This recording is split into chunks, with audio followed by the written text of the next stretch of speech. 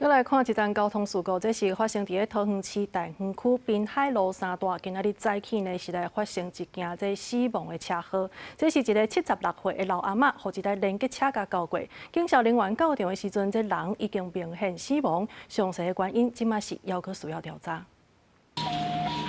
救护车赶去事故的现场，不过掉伫咧车下底一个76岁姓詹的后进人已经明显死亡。 我打电话给我，他说看到人躺在车下，他被拧过去这样。他有习惯都会收那个回收啊，因为这边很多商家嘛，都有一些保特瓶啊、一些纸器啊，他都会收。这件死亡车祸发生伫咧19早起7点半，一个42岁姓林的查甫人，驶连接啦伫咧大园区滨海路3段407巷的巷仔口咧等车红灯，变车灯了后要起步，哪像无注意到车头前的情形，甲当要过车路的这个姓詹的负责人撞到。 了后，驾落车下底，当场死亡。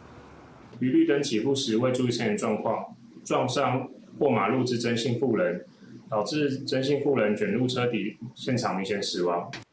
警方接到通报了后，随去现场处理。这个姓林的驾驶就出陈时玲，详细事故的原因要进一步厘清。目前专案警方讯后，以过失致死罪嫌移送法办。记者综合报道。